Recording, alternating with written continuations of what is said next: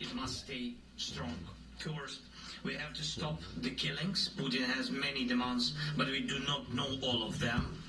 And if there are really as many as we heard, then it will take time to go through them all. It's impossible to do this under the pressure of weapons. So it's necessary to cease fire and work quickly on a final deal. We'll talk about it in Washington. Putin does not want to stop the killing, but he must do it. Second, we need real negotiations, which means they can start where the front line is now. The contact line is the best line for talking, and Europeans support this. And we thank everyone. Russia is still unsuccessful in Donetsk region. Putin has been unable to take it for 12 years, and the constitution of Ukraine makes it impossible to give up territory or trade land. Since the territorial issue is so important, it should be discussed only by the leaders of Ukraine and Russia at the trilateral Ukraine, United States, Russia. So far, Russia gives no sign that trilateral will happen, and if Russia refuses, then new sanctions must follow. Third, it's important that America agrees to work with Europe to provide security guarantees for Ukraine, and we are very thankful to the United States and to the President for such signal, and therefore for everyone in Europe. This is a significant change, but there are no details how it will work, and what America's role will be, what Europe's role will be, what the EU can do.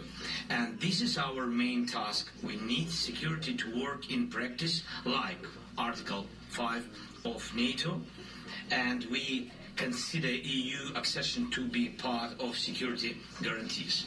And we have heard from President Trump that America and Putin see it the same way. So we talked about the EU accession negotiations. There can be no division between Ukraine and Moldova. That would simply be a very bad move to my mind, and if such a division takes place, it will automatically mean that Europe is divided on Ukraine, that Europe does not have a common and strong position on guarantees. Many in Europe see that vision will only make things worse. And we talked about defense, and thank you very much, dear Ursula. We agreed to work more actively on programs such as SAFE, and I count on the support with drones.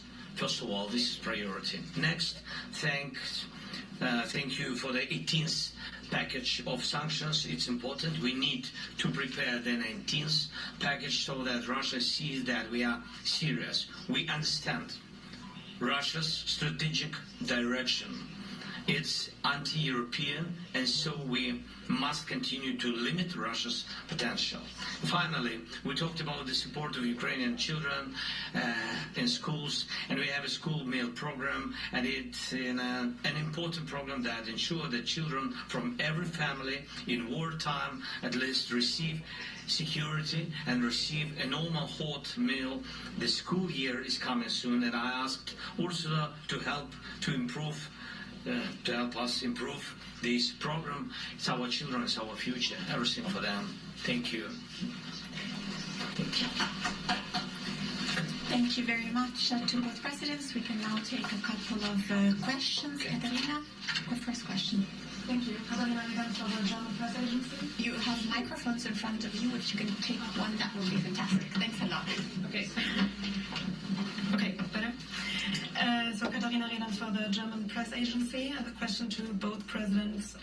Do you agree with President Trump that there's no need for a ceasefire and that peace negotiations should begin immediately? Yeah, you want? So, I think not the term is so important. Important is, and it matters, what's the effect. And the effect must be stop the killing. That's the most important part. Whether we call it a ceasefire or it's a peace deal, stop the killing. Point number one.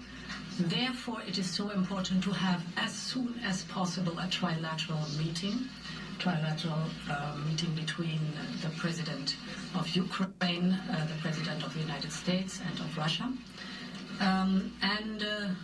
I think very important is that there are clear timelines to be kept.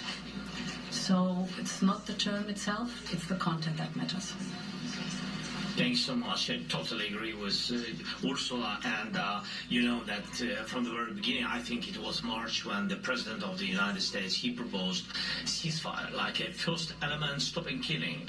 And we agreed it and we supported him. And I think it was very strong idea pushing Russia to real negotiations. And now we hear another signals. I think that we have to share it, all this, with details and what Ursula said about and what we talked bilaterally and what we will talk now with all our coalition leaders, with all the Europeans. And we have to share all our thoughts with President Trump. We need United States on our side.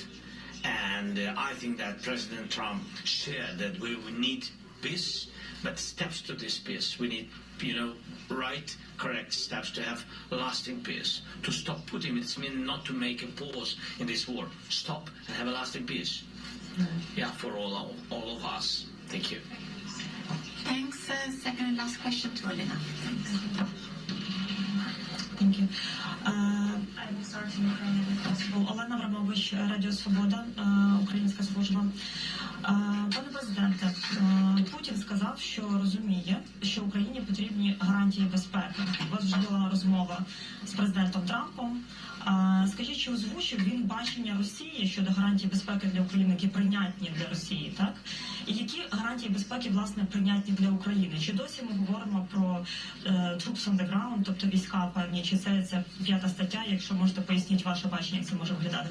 І коротке просто, як у вас настрій, чи немає перестроги, що в Білому домі може все піти так само, як було 28 лютого? Дякую.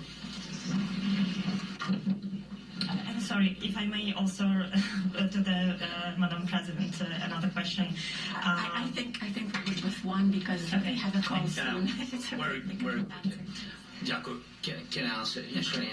Дякую.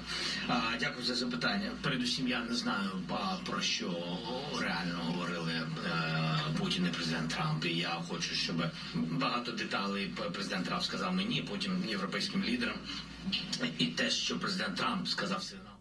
All right, as you can see, they have switched over into Ukrainian right now. Reporters are